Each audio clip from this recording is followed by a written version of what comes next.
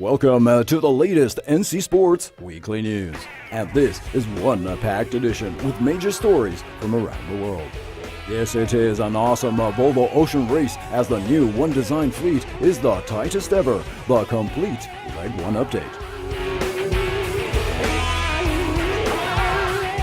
Roepers and Plenty win the Farr 40 World Championships in San Francisco. Full report with senior correspondent Sebastien Destremau. Portuguese reshuffle on the men's ASP Tour. Fanning wins the Moche Pro while Medina, Slater, and Parko all miss the top points. In the jungles of Yucatàn, Gary Hunt puts his very last seal on the 2014 Cliff Diving World Championship. Formula One, Alex Carella rules at the China Grand Prix. NC Sports, plunge into the action.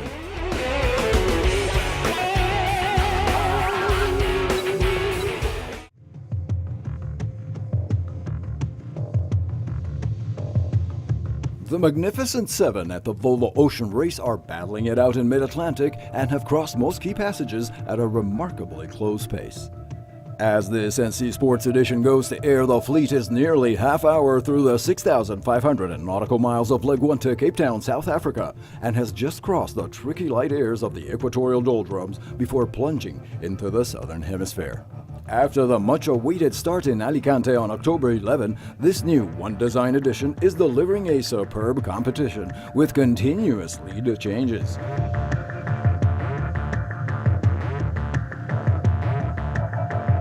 Thanks to constant position reports, onboard video feeds from the oceans, and 3D tracking, this VOR 2014-2015 has become a complete and engaging digital media experience, drawing huge online crowds who can now follow the race ever more closely. According to plan, it's all about the crews at this very first edition conceived for identical boats. With such little time on the water for many teams like the Americans on Alvimedica, the Spanish with Mapfre, or even the Danes with Vestas, few would have expected such a tightly packed fleet.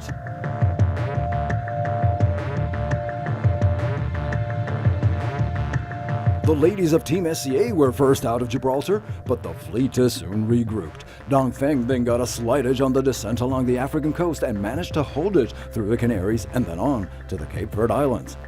Not even a collision with a floating object and a broken rudder, then quickly replaced, would stop this Franco-Chinese team skippered by Charles Caudrelier, who appeared to have truly mastered the cat-and-mouse game on the new VOR 65s. But the glory was short-lived as the pack immediately reunited westward and the lead continued to shift.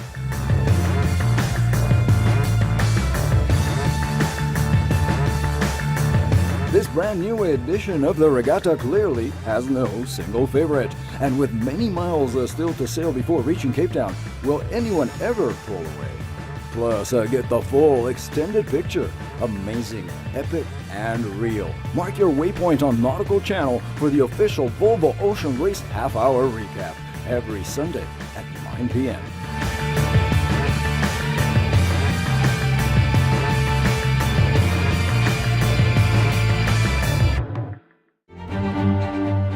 Alex Roepers, skippering Plenty, wins the Rolex Farr 40 World Championship title, only his 7th attempt.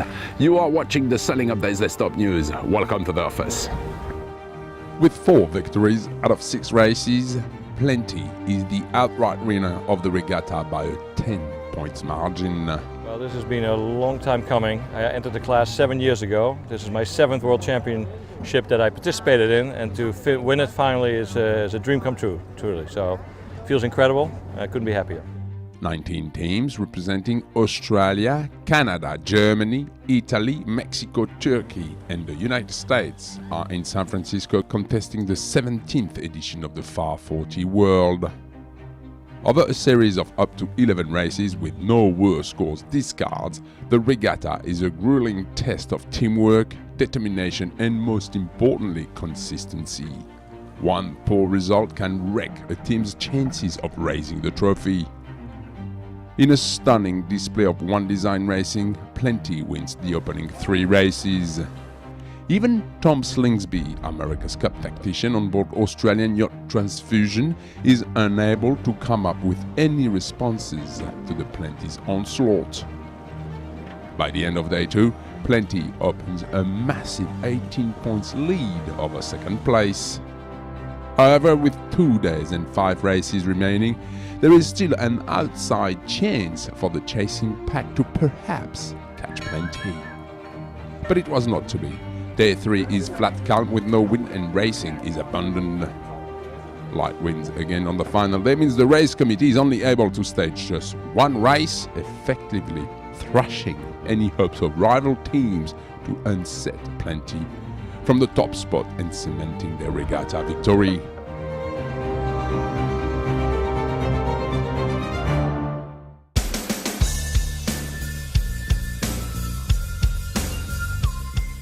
With a surprise elimination in the early heats for Gabriel Medina, Kelly Slater, and Joel Parkinson, current world champion Mick Fanning was the only top-seeded athlete to make the best of the penultimate event of the men's ASPWCT, with a victory in Portugal. Expectations were running high at this year's Rip Curl Moche Pro, as Medina could have easily grasped the early world title with a simple podium placement, but tricky conditions changed all that.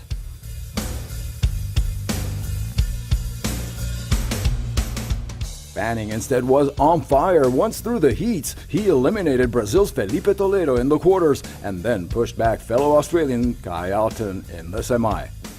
South Africa's Jordy Smith gained his access to yet another final here by defeating Adriano de Souza in the quarters and then by winning his semi-final against Hawaiian JJ Florence.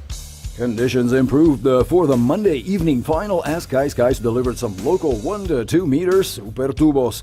Mick hit first and hit hard, catching any viable wave and posting a 5.67 and a 9, while Jordy played the waiting game and in the end could only respond with a single 7.67.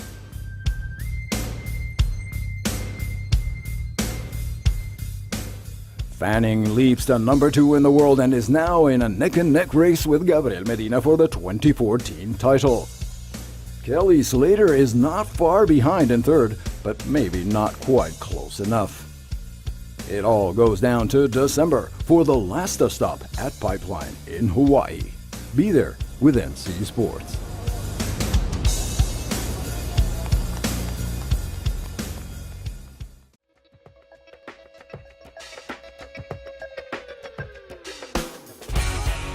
Gary Hunter put the last formal seal on his 4th World Championship with an impressive victory in Yucatán last week. Crowning the season with yet another breathtaking location, the last act of the 2014 Cliff Diving World Series unfolded in the spectacular cenotes, the famous sinkholes of the Mayan jungles. No better choice than Mexico to close the year, a nation with a long-standing tradition in this discipline.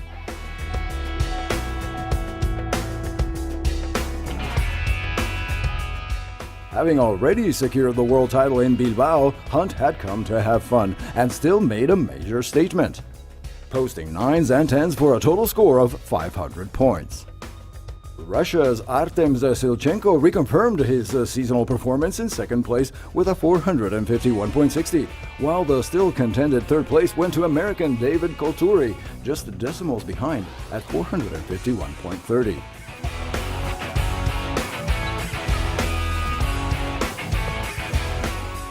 This was a sensational, entertaining, and highly competitive season with a total of 7 worldwide events for the men. 2014 also marked the first women's competition based on a 3-event schedule, and American Rochelle Simpson clinched the first ever Women's World Series Championship. For the full take on this year's Red Bull Cliff Diving World Series with results, interviews, and complete highlights, check out this week's NC Sports Top Story, premiering Saturday at 5 p.m. only on Nautical Channel.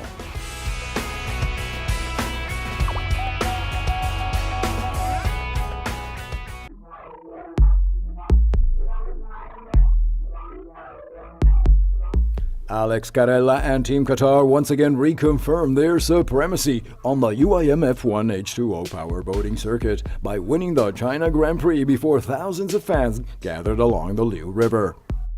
18 drivers from 10 different nations fought for the valuable championship points around the buoys of this 1.3 nautical mile course.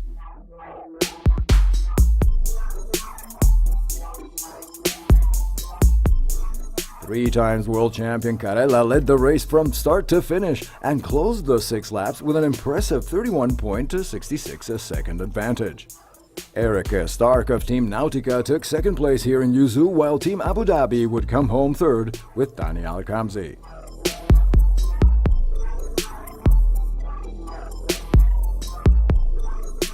The chase is now on as the Italian pilot promises another stellar season. The UIM F1 H2O World Championship Series heads to Doha Bay this November for both the Grand Prix of Qatar and Abu Dhabi. Catch all the action on NC Sports.